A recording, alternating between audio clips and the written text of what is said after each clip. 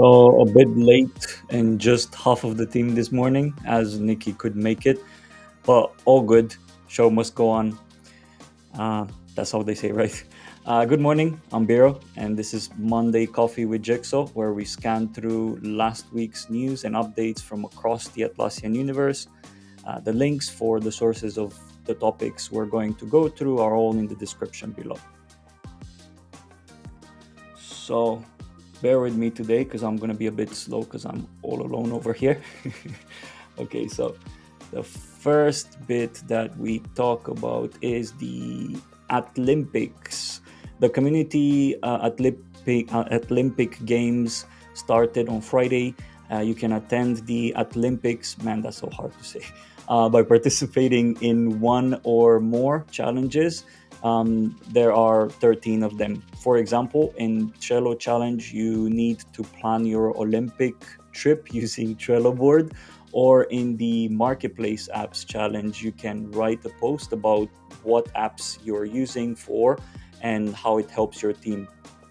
There is there are many more challenges, so if you feel like you want to complete and win a real medal, have a look at the list.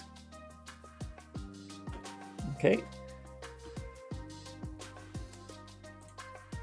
Next up, we have insights. Let me share my screen because this one is really good.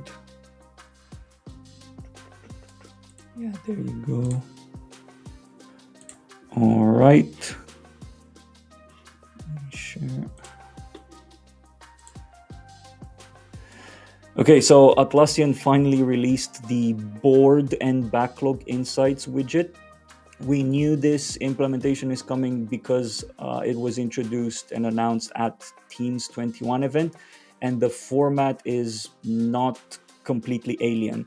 Some of you might be familiar with the insights view in the deployments view released 6 months ago. Practically, this is the same right side component, but with aggregated visual reporting taken from the sprint board and the backlog.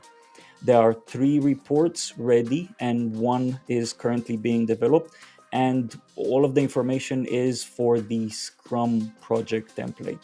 So if you use a different template, I reckon you will not have these available. The information available is sprint commitment, issue type breakdown for the backlog view, and sprint progress insights and sprint burn down insight in the board level. Data is automatically aggregated, so you don't have to configure much on your end. I think the only change you might need to do is have the administrator enable the aggregate data permission so the widget appears. And as always, this seems like a gradual rollout feature. So if you don't have it available yet, give it some time. Good. This should be a good one. Go through the article. You have more images in here. How do I close this one? There you go. You have more images and more information about it. All right, bear with me while I change to the next feature released.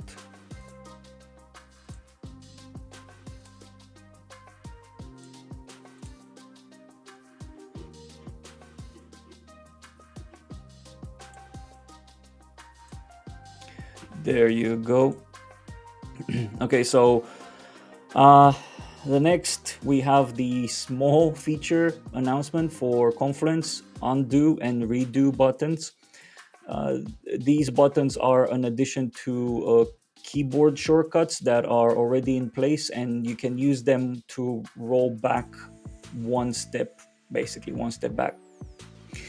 In the post, they also mentioned that they increased predictability of undo options. So if you use Confluence, you can give it a try once it's available on your Confluence instance, of course.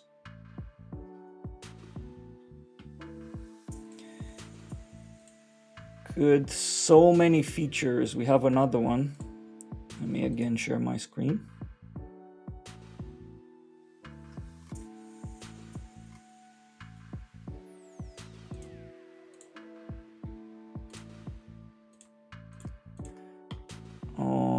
right. So this one, I'll save you all the fluff from the article because 80% of it is justification of the feature, talking about shadow IT and why admins need visibility. All of this, I assume you're aware of, but if you're not, read the whole thing, the whole article. Admins can now discover Atlassian Cloud instances created by team members using the email addresses under the domains that they manage centrally. This new product discovery page gives you the information you need about these orphan instances. For example, the instance admin and number of users that joined, so that you can basically take action and try to aggregate those instances back centrally.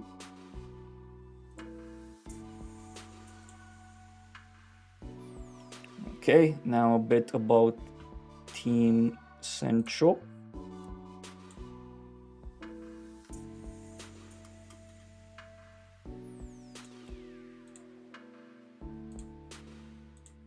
Okay. So we didn't talk actually about Team Central for a while, and now it's back in the news with recent community announcement. For anyone who didn't try Team Central yet, you can do so for free as part of the Point A program. At the moment, the biggest feature of the Team Central is goal setting and reporting, but a new feature was announced, a staff category or directory, if you want to call it like that. The post itself doesn't tell much about how the staff directory will look like, but if you're looking for a way to structure your teams, you can schedule a 30-minute session with Eric from the team, from the Atlassian team, to see what is planned and give your valuable feedback. Okay, you'll find the details on the post over there. So just head over to the link. Okay, next one. This one is a more, I would say, more serious announcement.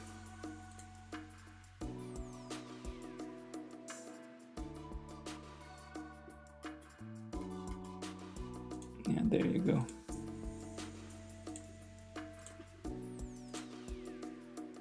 All right, so this critical vulnerability affects all data center Jira versions, but not cloud.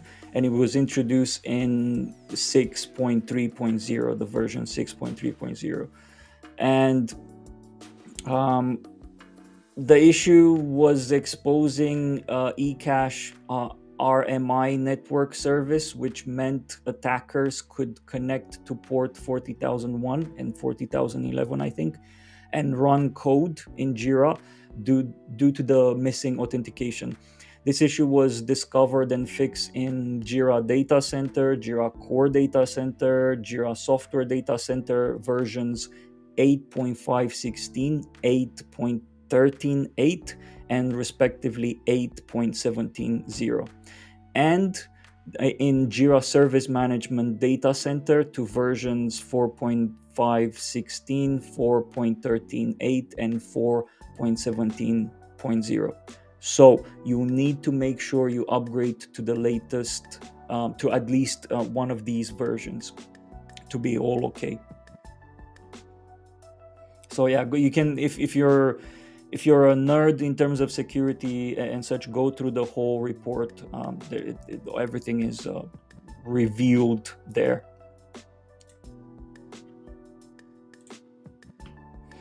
And let's move on to the article of the week.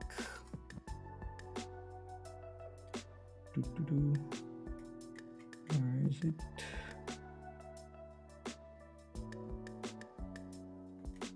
Yeah, 1 second, let me find it. There you go. There it is. Article of the week. Atlassian own report. This is the Atlassian own report on the state of work called 2021 Return on Action Report. It was published. There are actually two separate reports, one for Australia and the other one for US. The report shows that there is clearly a shift in mindset and people put their well-being at as a first priority, which makes sense.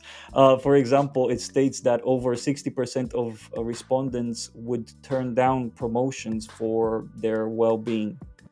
There is, of course, also a section on flexible working and working from home. The percentage of people who value working from anywhere is increasing from year to year. And last year, they recorded that the highest increase. It says that 45% of respondents would look for a different job if they would lose flexible working hours or working from home. If you're interested in learning more about this, then go and read the article. You can download a full report. There are many more interesting facts in there. And the last bit, which is a bit more of an announcement on our end.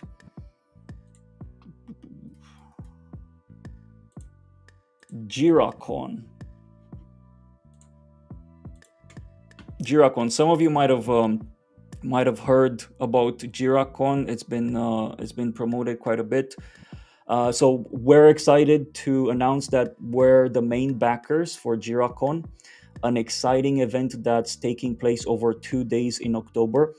The team at Trudeau are the masterminds behind the event, with Jexo and X-Ray presenting, plus more than 25 other speakers and sponsors.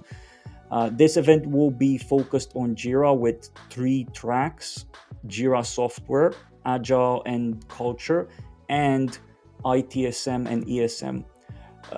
There's a great speaker lineup, a ton of extra recordings and workshops throughout the day. So this should be really good. We, Jexo, have 4 talks at the event teaching you about product management, risk management, and marketing practices. And we really hope to see you there. Have a look at the event landing page for all of the details. Right, and that's about it for news about Atlassian. I hope you enjoy Monday Coffee with Jexo, whether you're watching me live or recorded later. Just a reminder, links for all of the topics we discussed today. I keep on saying we discussed. Nikki's not here. I discussed today are in the description, so don't forget to check them out.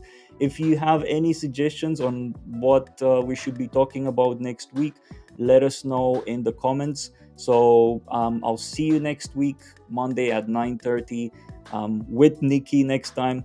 Have a great week.